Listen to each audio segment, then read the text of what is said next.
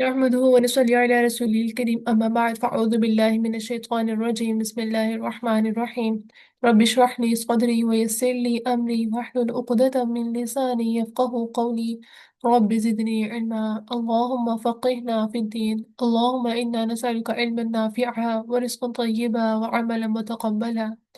اللهم انفعنا بما علمتنا وعلمنا ما ينفعنا وزدنا علما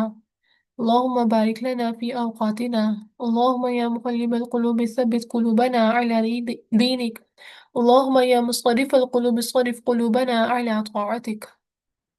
Surah Ali Imran, ayat number 153. بسم الله الرحمن الرحيم. إذ تصعدون ولا تلوون على أحد والرسول يدعوكم في أخراكم بغم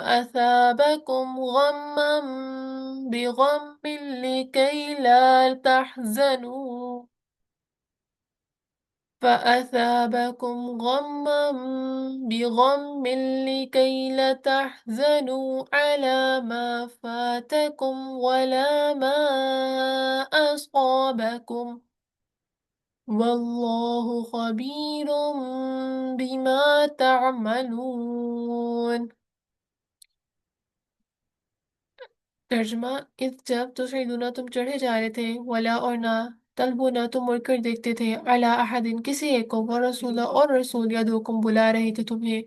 فی اخراکم تمہارے پیچھے سے، فاصابکم تو اس نے دیا تمہیں، غمن غم، بغم ساتھ غم کے، لکئی لا تاکہ نہ، تحزنوا تم رنج کرو، علی اس پر، ما جو فاتکم چھن گیا تم سے، ولا اور نہ، ما جو اصابکم پہنچا تمہیں، اللہ اعلیٰ خبیر خوب خبر رکھنے والا ہے، بما اس کی جو تعملون تم عمل کرتے ہو۔ غزوہ احد کا واقعہ جو ہے ابھی تک کنٹینیو ہے، جب وہ لوگ انہوں نے نبی صلی اللہ علیہ وسلم کی بات نہیں مانی اور انہوں نے مال غنیمت چاہتے ہوئے، دنیا چاہتے ہوئے انہوں نے جگہ چھوڑ دی، تو وہاں اس کی بات سے کنٹینیو ہے کہ نبی صلی اللہ علیہ وسلم ان کے ساتھی نے ان کو جو ہے نا پیچھے سے بلا رہے تھے، الیہ عباد اللہ، اللہ تعالیٰ کی بندو ادھر آ جاؤ، تو مطلب نبی صلی اللہ علیہ وسلم کے ان کے ساتھی سے مراد جو لوگ وہاں پہ جگہ سے نہیں ہلے، تو خالد بن ولید پیچھے سے حملہ کرنے لگے اور آگے سے پھر سے کافر واپس آ گئے تھے،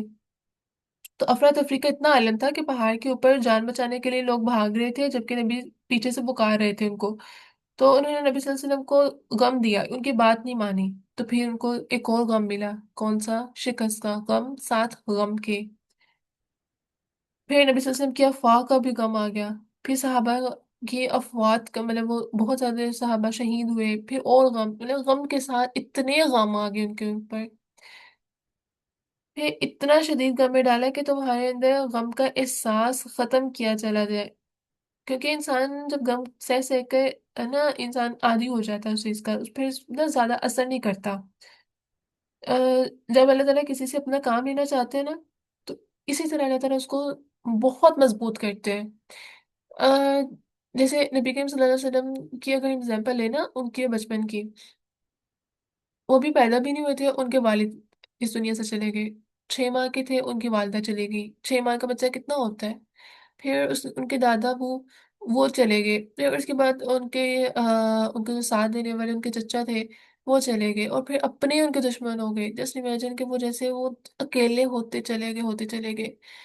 ایک آپ کے سرکل میں یا کوئی بھی ایسا کوئی فیلو ہوتی ہے یا جس کے پیرنٹ میں سے کوئی کسی ایک کی ڈیتھ ہو جائے، یا اپنے کوئی بہن بھائی میں سے کسی ایک کی ڈیتھ ہو جائے، تو کیسے ان کے لائف ہو جاتی ہے کسی ایک کے ڈیتھ ہونے کی وجہ سے بھی، اور یہ ایسے ہمارے نبی جن پہ اتنا غم، اتنی آزمائش ہے، اور پھر اسی طرح سے یہاں پر غزوہ احد میں صحابہ کرام کو غم پہ غم دیے گئے کہ ان کو بھی اب مضبوط کرنا تھا، تاکہ ان کو یہ چھوٹے دنیا کے غم لگے ہی نہ، وہ اس قدر مضبوط ہو جائے، اس قدر وہ بھٹی میں خود کو مضبوط کر لے کہ اللہ تعالیٰ کا جب وہ دین کا کام کرے تو ان کے اوپر کوئی چیز مشکل نہ لگے۔ اس لیے کہتے ہیں کہ جب بھی آپ کے اوپر کوئی آزمائش آتی ہے نا، نیور تھاٹ کہ آپ کو اللہ تعالیٰ کب نکالیں گے اس سے، یہ اپنی سوچ کو بدل کے کہیں کہ اللہ تعالیٰ مجھے یہاں پر چینج کر کے میرے سے کوئی اچھا کام لینا چاہ رہا ہے، تو اللہ میں ریڈی ہوں، آپ مجھ سے وہ کام لے لیں، अब ऑफ कोर्स अल्लाह ताला आजमाइश के बाद अल्लाह ताला अपना कोई खैर वाला काम देना चाहते हैं। हज़रत यूसुफ अलैहिस्सलाम को भी अगर आजमाइश से गुजारा था, अगर वो अपने बाप के पास पल रहे होते, जैसे उनके बाप बहुत लाडली बेटे थे अपने बाप हज़रत याकूब अलैहिस्सलाम के, तो क्या वो मिस्र के बादशाह बन पाते? वो तो वो ना कुएं में गिरते, ना मिस्र में गुलाम बनते, ना वहां पर बेचे जाते, ना वहां पर बादशाह के उधर मुअय्यन होते, ना वो जुलेखा वाला वाकया होता। तो कैसे वो नजरों में आते? एक इंसान को अल्लाह ताला को पता है कि किस तरह से उससे वो उस मुकाम तक पहुंचाना है, किस तरह से उससे खैर का काम लेना है, और उसको किस किस चीज की ट्रेनिंग की जरूरत है। आर्मी में भी ऐसे तो भर्ती नहीं हो जाते, उनको स्पेशल ट्रेनिंग दी जाती है पहले, उनकी जिस्मानी तालीम तो होती ही है, जिस्मानी जो है वो भी दी जाती है, ताकि जहन के साथ साथ आपके जिस्म जिस्म भी रेडी रहे। तो अल्लाह ताला जब हमें आजमाइश डालते हैं, वो अल्लाह ताला हमारी जिस्मानी और जहनी दोनों ट्रेनिंग्स ले रहा होता है। आप खुद को इमेजिन करके बेशक अपने से 5 साल पहले का टाइम देख ले, तब आपकी क्या कंडीशन थी, क्या हालात थे, और क्या सोच थी। फिर इन 5 सालों में आपको क्या क्या आजमाइश को सफर करना पड़ा, तो क्या उससे आपके अंदर क्या चीजें चेंज आई, और अल्लाह ताला ने आपको रिवॉर्ड में क्या दिया, और आपकी वो चेंजिंग्स आपको कहाँ कहाँ आपको हेल्पफुल रही हैं। ऐसा तो नहीं हो सकता कि वो ट्रेनिंग अल्लाह ताला ने आपको आजमाइश में गुजारा और वो ट्रेनिंग ऐसे ही थी। अल्लाह ताला की तरफ से कोई भी चीज़ ऐसे ही तो नहीं होती, और हमारी इन फ्यूचर वो कहीं ना कहीं हमें हेल्प आउट कर रही होती है। अगर हम उस आजमाइश से गुजरना होते वो ट्रेनिंग हमारी ना हुई होती, तो हम न आज जो हम लोगों ने उस सीखे ट्रेनिंग से चीज़ सीखी हुई थी, वो हम कैसे यूटिलाइज करके हम लोग कितना अच्छा उससे फायदा ले सकते थे। तो ये अल्लाह ताला की तरफ से एक स्कूल है, जैसे स्कूल जाना एक बच्चे को मुश्किल लगता है ना, सुबह सुबह उठना या पेपर देना, तो ये अल्लाह ताला की तरफ से भी आजमाइश होती है। मुश्किल होती है तो, लेकिन अल्लाह ताला ने आसानी रखी हुई है। और टेंशन ही किया जब हमें पता है कि हमारे बनाने वाले ही नहीं हमें जो है आजमाइश में डाला, तो वो ही निकालने वाला है। तो टेंशन किस चीज की? जिसने डाला वही निकाल लेगा। हम बस ठीक है यहाँ पर एक खेल है, यहाँ पर दुनिया एक वैसे खेल और तमाशा है, हम वहाँ पर प्ले करेंगे। अल्लाह ताला जैसे चलाएंगे हम चलेंगे, और अल्लाह ताला के मर्जी से चलते जाएंगे, तो अल्लाह ताला की तरफ से हमें रिवॉर्ड और जन्नत भी मिल जाएगा। ये वैसे ही ना, मोबाइल पे गेम खेल रहे हो, अपने मर्जी से चला के उसको एंड पॉइंट तक लेके जाना है। तो एक खेलने वाले का जो जैसे हम गेम खेल रहे, तो हमारे हमारी कोशिश होती है ना इसको एंड पॉइंट तक लेके जाना है। तो अल्लाह ताला हमारे क्रिएटर है। अल्लाह ताला ने हमारे लिए जो है वो आजमाइश और हर्डल्स रखी हुई है। अल्लाह ताला ने भी हमें इनाम भी तो दिया हुआ है ना, तो कैसे हम उस क्रिएटर से मायूस हो सकते हैं? और उसमें तुम रचना कर, इस पर जो छिन गया तुमसे, और जो ना जो पहुंचा तुम्हें, मतलब जो माले गनीमत, जो दुनिया की मोहब्बत थी ना, उनको इतनी वहां पर तकलीफ, इतनी ज्यादा गम मिल गया कि उनसे की मोहब्बत जो है वहां से छीन ली गई थी। वो खत्म हो गई थी उनके अंदर से। जब इंसान कोई हॉस्पिटल में इंसान जिंदगी मौत के दरमियान होता है ना, तो उसका जैसे इंसान का होता है कि यार मेरा सब कुछ ले लो, इसको बचा लो, डॉक्टर इसको बचा लो, मेरा सब कुछ ले लो। तो जब वो इंसान की जान पे वो आती है ना, वो गम आता है, तो इंसान की जान की जो मोल की मोहब्बत है ना, वो भी खत्म होना शुरू हो जाती है। और तभी तो इन आयत में पीछे वो रिबा का भी जिक्र आया था, सूद का। वल्लाहु अला खूब खबीर, जो खूब खबर रखने वाला है, बिमा उसके जो तामन तुम अमल करते हो। सुबह फिर अनजला उसने उतारा अलैकुम तुम पर मिन बादी बाद गमी गम के अमानतन अमन, नुआसन एक ऊंग, यक्षा ढांप लिया उसने ताइफतन एक ग्रोह को मिनकुम तुम में से, व ताइफतन और एक ग्रोह कद देखिए अहम्मत हो फिक्र में डाला उन्हें अनफुसहम उनके नफ्सों ने, या सुनना वो गुमान कर रहे थे, बिल्लाहि अल्लाह के बारे में, गैर हक ना हक, जन्ना गमान करना जाहिलियत है जाहिलियत का, यकूलूना वो कह रहे थे, हल लना क्या है हमारे लिए, मिनल अम्री मामले में से मिन शैइन कोई चीज। कुल कह दीजिए इन्ना बेशक अल अम्र मामला कुल्लहु लिल्लाह, सबका सब अल्लाह ही के लिए। युख्फूना वो छुपा रहे थे, फी अनफुसिहिम अपने नफ्सों में, माँ जो ला युब्दूना नहीं वो जाहिर कर रहे थे, लका आपके लिए। वह यक़ूलूना वो कह रहे थे, लऊ अगर काना होता लना हमारे लिए, मिनल अम्री मामले में से, शैइन कुछ भी, माँ कुतिलना ना कत्ल किए जाते हम, हा होना इस जगह। कुल कह दीजिए, लो अगर कुन तुम होते तुम फी ब्यूतिकुम अपने घरों में, लबरसा अलबत्ता निकल पड़ते हैं, लजीना वो जो कुतिबा लिख दिया जाता अलैहिम जिन पर, कत्लो कत्ल होना, इला तरफ मजाजिहिम अपने मौत के मकामात पर, अपने सोने के मकान बात पर। वलियब्तली अल्लाहु, और ताकि आज़मा ले अल्लाह ताला, बिमा उसको जो फी सुदूरिकुम तुम्हारे सीनों में है, वलियुमहिस ताकि वो खालिज कर दे, मा उसको जो फी कुलूबिकुम तुम्हारे दिलों में है, वल्लाहु अला अलीमुन खूब जाने वाला बिज़ाति सुदूर, सीनों वाले भेद। मुसलमान जब यहाँ पर शदीद गम में थे ना, तो अल्लाह ताला ने उन पे नींद तारी करके उनकी मदद की। ऐसा होता है ना कि जब हम लोग बहुत ज्यादा होते हैं, परेशान होते हैं या रोने वाली कैफियत होती है, तो अल्लाह ताला जो है हमें हमें हमें जो है वो नींद आ जाती है रोने के बाद, बहुत सुकून वाली नींद आती है, और जब उठते हैं तो इंसान का दिल हल्का होता है। हम टाइमर्स में भी अगर रो रहे हो ना, तो उसके बाद बहुत सुकून वाली नींद आती है। वो बेशक अगर छोटे थे मामा से भी डांट पड़ी हो और मार पड़ी हो और नींद आई ना, तो रोए हो ना, तो उसके बाद भी बहुत अच्छी नींद आती है।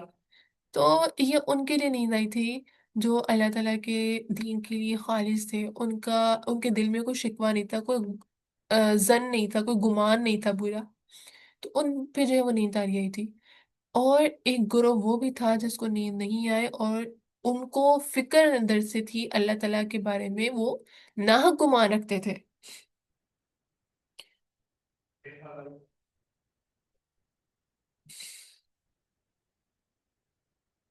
इस्लाम का जो है उन्होंने क्या उनका जनरल जाहिलिया में क्या था उनका गुमान, कि इस्लाम का जो मुस्तकबिल अच्छा नहीं है। नबी सल्लल्लाहु अलैहि वसल्लम अल्लाह ताला के नबी नहीं है। इसलिए दुआ मांगे कि अल्लाह ताला के ऐसी मुशक्कत में ना डाले कि लोगों को हम पर हंसने का मौका मिले, क्योंकि ये वो मुकाम था कि लोग जो है वो नबी सल्लल्लाहु अलैहि वसल्लम के दीन पर, इस्लाम पर शक करने लगे थे। और वो उनका कहना था कि अगर तो ये सब कुछ सच होता तो हमारे लिए इसमें से कोई ना कोई तो हिस्सा होता। तो अल्लाह ताला कह रहे हैं कि ये सब कुछ दुनिया माफिहा सब कुछ अल्लाह ही के लिए है। हमारी जान, हमारा माल, हमारे जो साहबा शहीद हो गए, ईच एंड एवरीथिंग, वो सब अल्लाह ही के लिए था। अल्लाह ताला की तरफ से ये आए तो उनकी तरफ से लौट के चले गए। असल में तो वो लोग छुपा रहे थे अपने नफ्सों में कोई राज,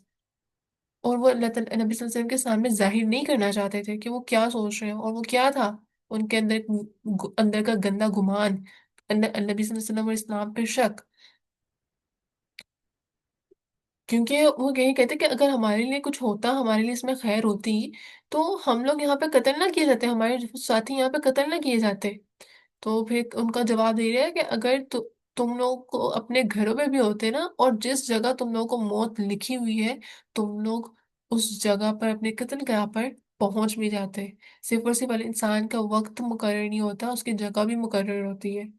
इंसान वहां पर उस जगह पे पहुंच कर उसको मौत भी आती है। वो फिर बेशक नेचुरल मौत ही क्यों ना, अगर इंसान अल्लाह ताला के हक में नहीं जाएगा, अल्लाह ताला की राह में जंग के लिए नहीं जाएगा, उसकी मौत लिखी हुई है, तो अल्लाह ताला नेचुरल मौत देकर उसको उस जगह तक पहुंचा देंगे। और असल में तो अल्लाह ताला क्या कह रहे हैं, अल्लाह ताला तो आसमान है जिनके कुछ उनके सीनों में है। और जो ईमान वाले होंगे, उनका तो दिल खालिस हो जाएगा अल्लाह ताला के लिए मजीद। और अल्लाह ताला से तो कोई बात छुपी भी नहीं है सीनों में, उन जो कुछ वो सोचते हैं अल्लाह ताला उनको जानता है। दुनिया के काम और दीन के कामों की स्ट्रेटजी ना थोड़ी मुख्तलिफ होती है। दुनिया में जितनी कोशिश करें ना उतनी मिल जाती है, लेकिन दीन के काम में सही तरीकाकार हो और इखलास, ये दोनों चीजें बहुत जरूरी हैं। दुनिया के काम में ना आपका इखलास ना भी हो, सिर्फ फायदा देखते हो ना, तो फायदा देखते हैं कि मिलता है या नहीं मिलता, तो वो काम हो जाता है। लेकिन दीन का काम के रिजल्ट्स अगर रिक्वायर्ड है ना, तो अब वो अगर हम लोग दुनिया में, क्या हमें दुनिया में उसके रिजल्ट, अगर मैं कुरान पढ़ रही हूँ तो मेरे लिए दुनिया में आसानी हो जानी चाहिए, मैं दुआ कर रही हूँ तो मेरे लिए दुआ कबूल हो जानी चाहिए। दीन में ये चीज़ रिक्वायर्ड मैंडेटरी नहीं है। दीन में अगर हमें हम लोग खालिस होंगे ना, इखलास हमारे अल्लाह ताला के लिए होगा, तो हमारा यकीन होगा कि हमने जो मांगा है वो अल्लाह ताला हमें देगा। नहीं दे रहा तो उसमें हमारी बेहतरी होगी। आजमाइश आई है तो वो जाएगी, और उसमें अल्लाह ताला ने हमारे लिए कोई ना कोई खैर जरूर रखी हुई है। और हमारा उस आजमाइश में अल्लाह ताला हमारा दीन मजीद जो है वो खालिज कर देते हैं। और जब इंसान का दीन खालिज हो जाए, इससे बड़ी नेमत ऐसी क्या हो सकती है, इसका इंसान का यकीन मजीद पुख्ता हो जाए। एक जस्ट थ्योरी लिखी हो, उसको एक्सेप्ट करना बहुत आसान होता है, लेकिन जब उसका एक्सपेरिमेंट करते हैं ना, तो उसका बिलीफ मजीद बढ़ जाता है। وہی چیز اللہ تعالیٰ انسان پر آزمائش ڈالنے کے بعد کرتے ہیں کہ قرآن میں پڑھ تو نہیں ہے تم نے یہ کام کرنا ہے، پڑھ تو نہیں ہے کہ اللہ تعالیٰ پہ توکل رکھنا ہے، پڑھ تو نہیں ہے کہ اس معاملے کو ایسے کرنا ہے، پڑھ تو نہیں ہے کہ اللہ تعالیٰ کی طرف سے مدد آئے گی، مگر کیسے، کب اور کن حالات میں، وہ جب انسان اس چیز سے سفر کر رہا ہوتا ہے نا، اور پھر اللہ تعالیٰ کی مدد آتی ہے، تب انسان کہتا ہے بے شک اللہ تعالیٰ کی طرف سے مدد آتی ہے۔ اور اللہ تعالیٰ ایسے ایسے دلوں میں سکون ڈال دیتے ہیں کہ انسان کو خود بھی پتہ نہیں ہوتا، اور پھر اس کے منہ سے صرف الحمدللہ نکلتا ہے، اگر اس کا یقین اللہ تعالیٰ پہ خالص ہو۔ اگر اس کا یقین اللہ تعالیٰ پہ خالص نہیں ہوگا تو وہ ان گروہ میں سے ہو جائے گا جو دوسرا گروہ تھا جس کے اندر ٹینشن تھی، اور اللہ تعالیٰ نے ان پہ سکون بھی نہیں ڈالا۔ سکون بھی اللہ تعالیٰ ان کو دے گا جو اللہ تعالیٰ پہ یقین رکھتے ہیں، جو اللہ تعالیٰ کی بتائی ہوئی بات اور نبی صلی اللہ علیہ وسلم نے جو اللہ تعالیٰ کا پیغام پہنچایا اس پر عمل کرتے ہیں۔ ان الذین، بے شک وہ لوگ، تو وہ لوگ پھر گئے، منکم تمہیں سے، یومن جس دن، التقا آمنے سامنے ہوئے، الجمعان دو جماعتیں، انما بے شک استزلاہم جسلایا تھا انہیں شیطان نے، ببعض ببعض بوجہ اور اعمال کے، ماں کسبوا جو انہوں نے کمائے تھے، وَلَقَدْ البتہ تحقیق عفا درگزر کیا اللہ نے، عنہم ان سے، ان اللہ بے شک اللہ غفور حلیم بہت بخشنے والا بہت بردبار ہے۔ ان کی اصل میں غلطی یہ تھی نا کہ انہوں نے نبی صلی اللہ علیہ وسلم کی نافرمانی کی تھی، کہ ان کا آپس میں باہم اختلاف آ گیا تھا کہ ہم یہاں پر رکے رہیں، کیا کہ مطلب نبی صلی اللہ علیہ وسلم کا ویٹ کرے حکم کا نیکسٹ، یا یہاں سے ہم لوگ اٹھ کے مال غنیمت جمع کرنا شروع کر دیں، ان میں یہ اختلاف بھی تھا۔ تو جیسے انہوں نے نبی صلی اللہ علیہ وسلم کی بات کو ڈینائی کیا، تو انہوں نے سنت ہی ہوتی ہے نا نبی صلی اللہ علیہ وسلم کی بات کو ماننا، جیسے انہوں نے اسے ڈینائی کیا تو ان کو مصیبتوں کو مول لینا پڑا۔ اور یہ اس بات کا بھی ثبوت ہے کہ اگر ہم نبی صلی اللہ علیہ وسلم کی بات کو نہیں مانیں گے تو آزمائش آئے گی۔ تو جو لوگ نبی صلی اللہ علیہ وسلم کے حکم کی نافرمانی کرتے ہیں، یہ قرآن مجید کی حدیث کا قرآن مجید کی آیت کا مفہوم ہے، جو لوگ نبی صلی اللہ علیہ وسلم کے حکم کی نافرمانی کرتے ہیں وہ اس بات سے ڈرے کہ وہ اس فتنے میں پڑے، کسی فتنے میں پڑے یا اللہ تعالیٰ کا عذاب ہو۔ فتنہ مطلب لڑائی جھگڑا، اگر انسان اللہ تعالیٰ نبی صلی اللہ علیہ وسلم کی بات نہیں مان رہا تو وہ کسی نہ کسی فتنے میں، فساد میں جکڑ جائے گا، یا پھر اس پہ اللہ تعالیٰ کا عذاب ہوگا۔ اور ہمارے اگر برے کام ہوں گے نا تو اس میں شیطان بھی مدد کرتا ہے۔ شیطان انسان کو اصل میں اغوا کرتا ہے، لیکن تب جب کوئی برا کام کرے اور وہ شیطان کا پسند کا بھی ہو تو وہ انسان اس وقت انسان کو اغوا کرے، تو اور ایک اغوا کڈنیپر کا کیا ہوتا ہے کہ وہ اپنے مرضی سے سارے کام کرواتا ہے، ایک دفعہ آپ اغوا ہو جائے وہ سارے کام اپنی مرضی سے کروائے گا۔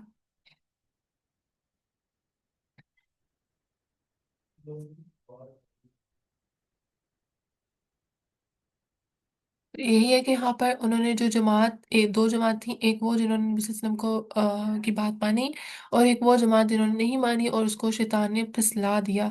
ان کے اپنے ہی عمل کی وجہ سے، ان کے اپنی ہی دین مال غنیمت کی محبت کی وجہ سے۔ مگر کیا ہے، البتہ تھی کہ درگزر کر دیا اللہ تعالیٰ نے ان سے، جن کے دل خالص سے اللہ تعالیٰ سے انہوں نے معافی مانگی تو اللہ تعالیٰ نے ان کو درگزر بھی کیا۔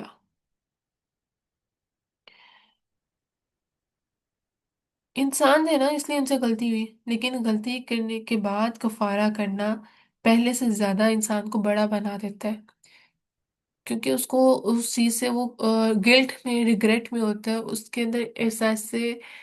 جرم رہتا ہے کہ مجھ سے بہت بڑی غلطی ہوئی ہے، اور پھر وہ اس جرم کو دوبارہ نہ کرنے کی کوشش کرتا ہے۔ تو وہ پہلے والے فیز میں تو نہ رہا نا، جو انسان جو ہے وہ گناہوں سے بچتا ہی رہ گیا، تو گناہوں سے بچے رہنا بھی ایک بہت اچھی بات ہے اور اس کا درجہ بھی وہ ہے، لیکن انسان ہے، اس سے غلطی ہو جاتی ہے، وہ غلطی کر بیٹھتا ہے، ایسا کوئی انسان نہیں ہے جسے غلطی نہ ہو۔ تو انسان کی بہتری اور اس کی اس کو بڑا بناتی ہی وہ چیز ہے کہ وہ غلطی کرے، مگر اس کے بعد معافی مانگ لے اور اس دوبارہ غلطی کو دوبارہ نہ کرے، اور وہ غلطی اس کے انجانے میں ہوتی ہے، جان بوجھ کے یہ نہیں کہ میں ابھی غلطی کر لے تو بعد میں اللہ تعالیٰ سے معافی مانگ لوں گا، بعد میں اگر زندگی نہ رہے تو کب معافی مانگ سکتے ہیں ہم؟ اس لیے کبھی یہ نہیں سوچنا کہ بعد میں معافی مانگ لیں گے۔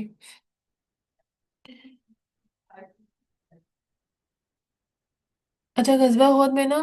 عورتوں کا کردار بھی بہت قابل ذکر تھا۔ عورت کو اپنی حدود میں رہتے ہوئے مشکل حالات میں اپنی قابلیت استعمال کرنی چاہیے۔ ناکامی تب نہیں ہوتی جب انسان جو ہے وہ کوشش کرنا ناکامی تب ہوتی ہے جب انسان کوشش کرنا چھوڑ دے۔ اگر وہ کوشش کرتا رہے نا، بے شک اس کو فیلئرز ہو رہے ہیں، بٹ وہ ایک نہ ایک دن سکسیس اس کو ہو جاتی ہے۔ اور مومن جو ہے انسان وہی ہے اس کی زندگی میں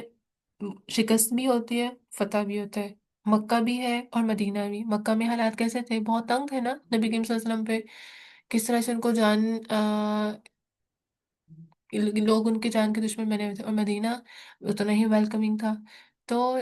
رنج اور غم ایک مومن کی زندگی کا حصہ ہے۔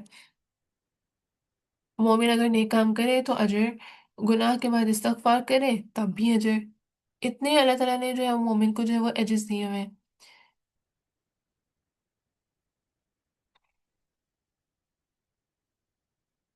اور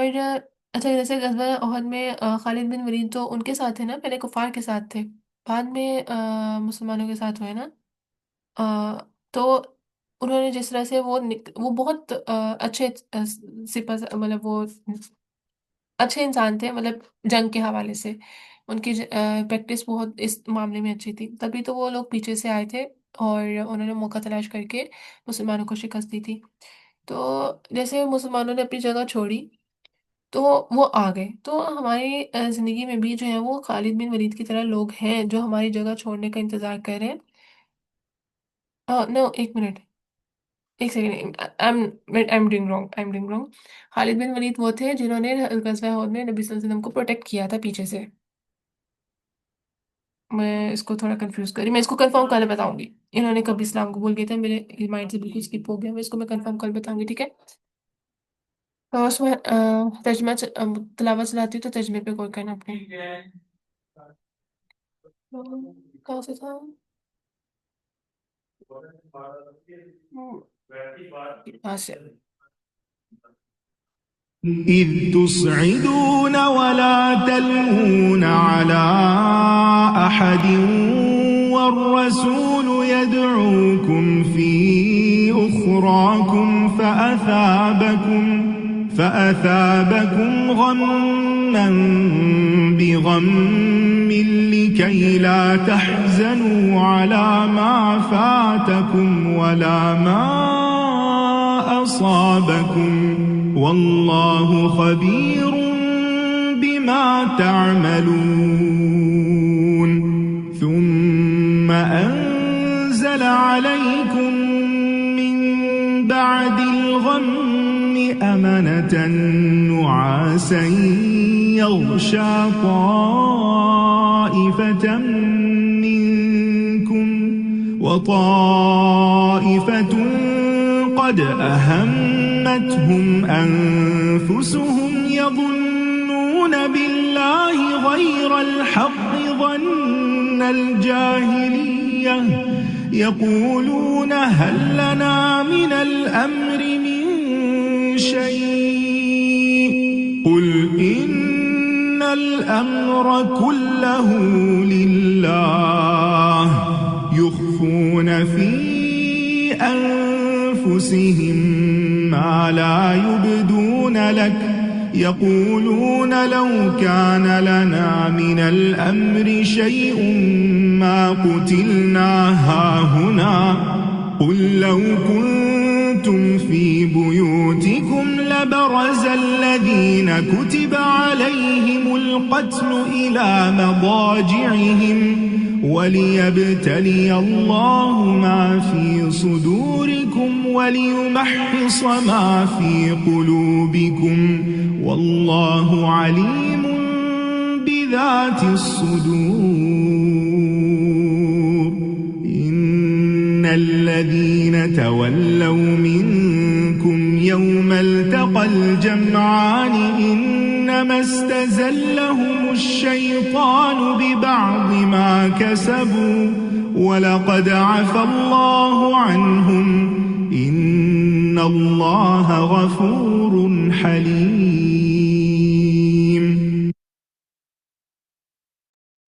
صدق اللہ العظیم۔ اس دعا کے ساتھ کہ اللہ تعالیٰ ہم پہ جب بھی کوئی آزمائش آئے تو ہمیں اس پہ ثابت قدم رکھے، اور ہمیں شیطان کی پھسلنے پہ اور شیطان کو ہم پر اغوا کرنے پر قادر نہ کرنا، ہمیں اللہ تعالیٰ اپنے ہی امان میں رکھے، اور ہم سے ہمیشہ وہی کام کروائے جس میں اللہ تعالیٰ کی رضا ہے، اور ہم کبھی اللہ تعالیٰ کی آزمائش میں مایوس نہ ہو، اور اللہ تعالیٰ کے دین سے ہم لوگ کب جڑ گئے ہیں تو اللہ تعالیٰ ہمیں اس دین سے کے ساتھ جڑے رکھے، اور کب اس قرآن کا مکمل ہو جائے، اس پارہ مکمل ہو جائے، قرآن مکمل ہو جائے، یہ رمضان مکمل ہو جائے، اس سے ہمارا قرآن کا رشتہ ختم نہیں ہو جانا چاہیے، ہمیں مرتے دم تک اللہ تعالیٰ اس دین کے ساتھ جوڑے رکھے۔ سبحانك اللهم وبحمدك أشهد أن لا إله إلا أنت أستغفرك وأتوب إليك، سبحان ربك رب العزة عما يصفون وسلام على المرسلين والحمد لله رب العالمین۔ اچھا، اپنے نا دعاؤں میں یہ بھی دعا شامل کر لیں کہ اللہ تعالیٰ جو بھی آزمائش لاتے ہیں آپ پر، اللہ تعالیٰ ہمیں اس پہ ثابت قدم رکھے، اور اس میں جو سیکھی ہوئی چیز ہے اللہ تعالیٰ ہمیں خیر کے ساتھ وہ جو چیز ہے ہمیں امپلیمنٹ کروائے، اور اس سے ہم فائدہ بھی لے سکیں۔ اور یہ دعا جو سورہ بقرہ کی آخری آیت ہے، اس دعا میں آتا ہے کہ اللہ تعالیٰ ہمیں وہ بوجھ نہ ڈالنا جو ہم نہیں اٹھا سکتے، تو اس دعا کو بھی اپنی ان آزمائش میں لازمی رکھیں، اور مایوس کبھی نہیں ہونا، اللہ تعالیٰ کا ذکر کرتے رہنا ہے، اللہ تعالیٰ کریٹر ہے، اللہ تعالیٰ نے ہی اس میں سے نکالنا ہے اب آزمائش میں سے۔ السلام علیکم ورحمۃ اللہ وبرکاتہ۔